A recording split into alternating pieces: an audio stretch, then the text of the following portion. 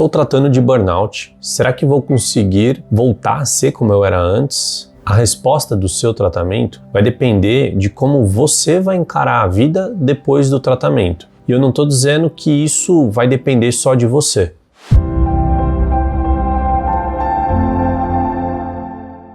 Olá, meu nome é Felipe Tapias, eu sou médico psiquiatra e esse é o canal Psiquiatria Baseada em Evidências. No vídeo de hoje eu vou falar sobre fatores que podem favorecer o tratamento, o desfecho da resposta do seu tratamento e fatores que podem ser um obstáculo para o seu tratamento. Esses fatores estão ou não estão em menor ou maior proporção dentro do que você pode atuar para que te ajude na sua melhora. Chamamos esses fatores de prognóstico. Pois é, eu tenho burnout, já estou indo no psiquiatra, no psicólogo, fazendo atividade física, consegui conciliar hábitos saudáveis de alimentação, uma rotina com horários organizados em que durmo e acordo cedo e consigo aproveitar o meu dia com um sentimento maior de propósito, mas ainda assim, no fundo, eu tenho uma sensação de insegurança, um medo, sinto que eu ainda não estou como eu era antes, não voltei ao trabalho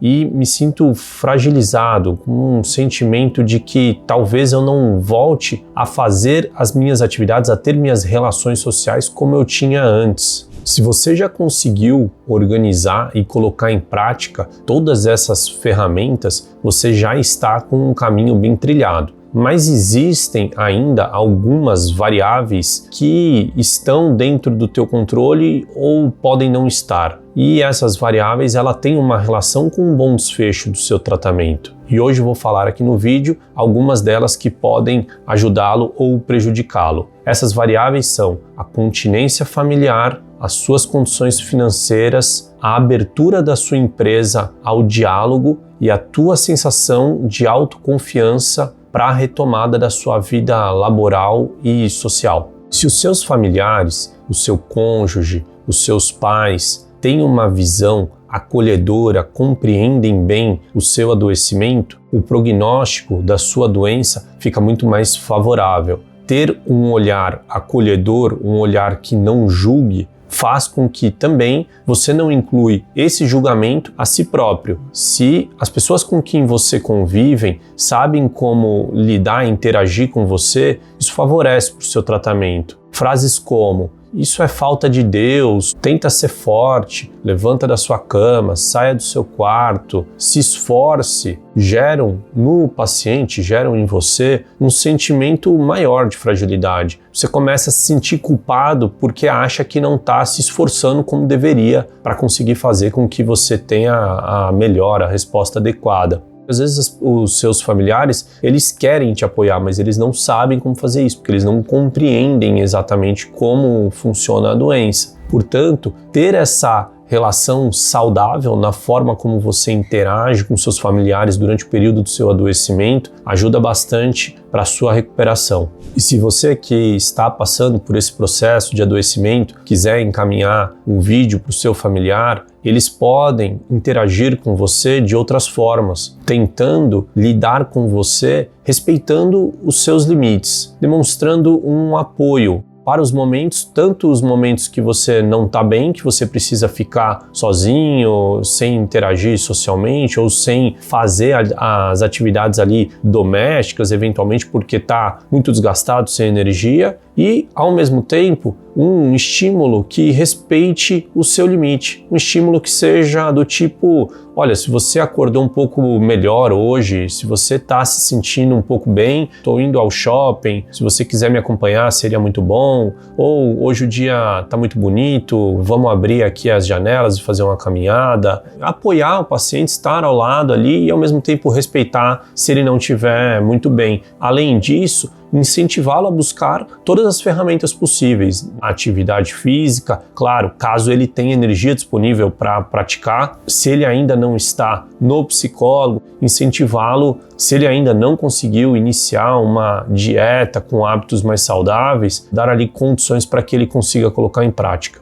O diagnóstico de burnout, ele precisa estar livre de outros estresses que tomem centralidade na sua vida, além do estresse do trabalho. Eu já falei aqui nos vídeos anteriores sobre o conjunto de sintomas do burnout e como o burnout precisa estar livre de outros transtornos da psiquiatria, como os transtornos depressivos, os transtornos ansiosos, além de estar livre de outras condições de estresse que tomem centralidade na sua vida, como, por exemplo, você estar com uma dívida financeira muito preocupante e que isso gere em você uma apreensão que tome todo o tempo dos seus pensamentos, todo o tempo da sua vida. Ao mesmo tempo, você pode apresentar o burnout e, após o afastamento do seu trabalho, as condições financeiras podem gerar em você uma grande preocupação também. Se o seu trabalho leva a uma parte importante da composição financeira da sua casa, afastar, principalmente se o afastamento é por mais de 15 dias, pode gerar em você um sentimento de estresse, porque nós sabemos que, na prática, o afastamento vai te levar à avaliação do médico perito, que pode ou não ser favorável para que você receba esse benefício e esse auxílio.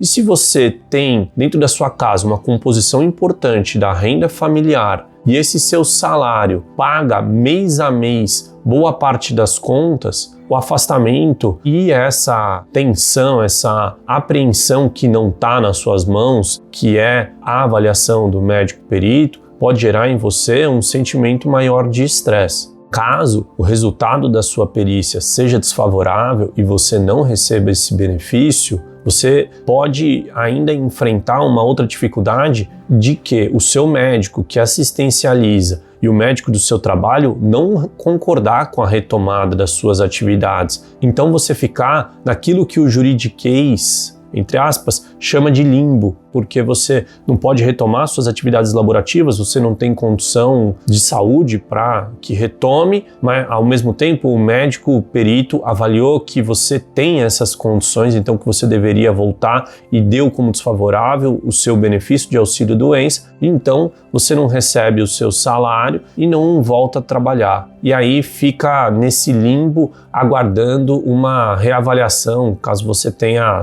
feito essa solicitação. Aí você vai depender do tempo do próximo médico que vai fazer essa reavaliação e assim por diante. Então, caso você não tenha exatamente uma reserva de emergência, isso gera um estresse grande e é um ponto importante de fragilidade para a resposta do seu tratamento. Outro fator importante é a abertura do diálogo dentro da empresa sobre o seu adoecimento, ou melhor, a forma como a empresa vai lidar, vai te recolocar dentro do ambiente laboral. Normalmente, as empresas grandes que têm organogramas complexos de funcionários, quando existe uma cultura que não cultiva boas práticas, ao que nós chamamos de acolhimento a esse tipo de funcionário que sofre o acidente de trabalho, fica mais difícil para o paciente conseguir ter uma retomada saudável. Você que está doente e volta para a empresa, tem a expectativa de que a empresa abra para um diálogo, abra para você falar ali com o pessoal do RH ou mesmo com o seu diretor, com o seu coordenador, gestor, quais foram os motivos que levaram ao seu adoecimento. E muitas vezes as empresas não conseguem ter esse tipo de olhar, não conseguem fazer uma abordagem efetiva para que entenda os pontos que levaram ao seu adoecimento. É um acidente de trabalho. Eu vejo muitas vezes acontecer duas situações quando não há uma interação saudável entre a empresa e o funcionário, que são ou a empresa pegar esse funcionário,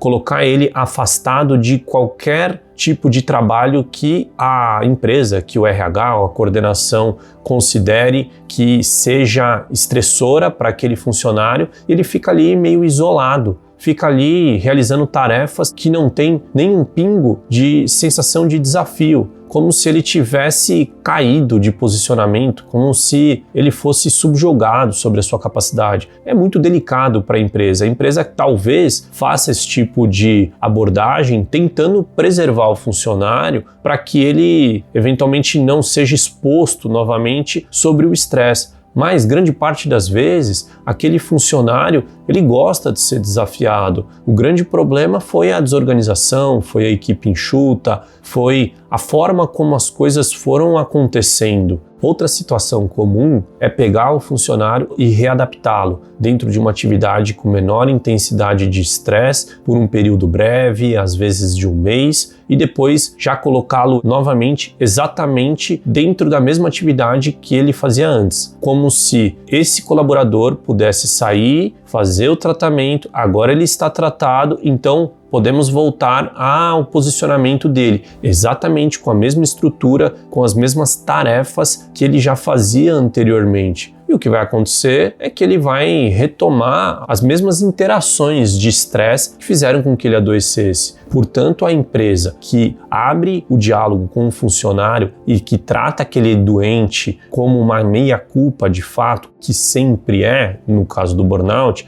pois é um adoecimento do trabalho, entender quais foram os pontos que levaram a esse adoecimento e recolocá-lo dentro de uma estrutura que vai fazer com que ele se sinta novamente desafiado, com ferramentas com que ele possa conseguir criar um trabalho que dê para ele um propósito, com uma equipe regular, com metas que sejam razoavelmente alcançáveis a todos, seria o melhor ambiente, o melhor cenário para esse colaborador voltar ao ambiente de trabalho. E o último fator que vai levar a um prognóstico mais favorável ou desfavorável durante a recuperação, durante o seu tratamento do burnout, é a reconquista, a retomada da sua autoconfiança. Os pacientes que adoecem com burnout, eles costumam ter uma sensação de que sempre conseguiram dar conta das tarefas que eram passadas para ele. Ele é um pilar central, que não quebra, que está sempre disposto, que resolve, que se vê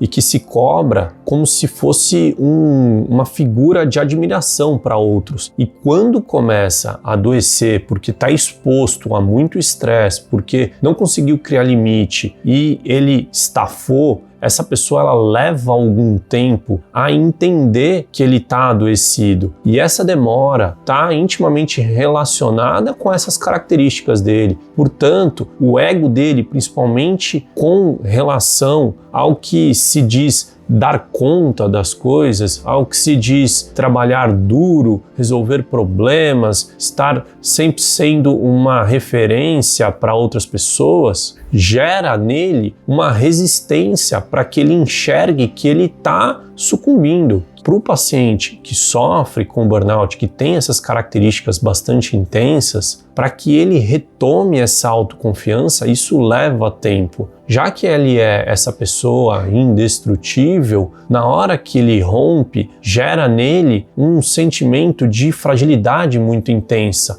É comum que ele se sinta envergonhado. É comum que ele não queira falar com outras pessoas, se sinta angustiado sobre como é que os outros colegas, os familiares ou mesmo os funcionários dentro da empresa que via você como essa referência vão pensar sobre você. Então há ali uma demora, uma resistência para que ele entenda que nem ele nem ninguém é indestrutível. E esse processo ele vai depender bastante e vai variar bastante de paciente a paciente. Vai ser necessário a terapia para que isso se desenvolva e que elabore de uma forma saudável. Se você acha interessante o conteúdo desse canal, considere se inscrever, curta e compartilhe com outras pessoas que possam estar sofrendo com problemas que são parecidos com o seu.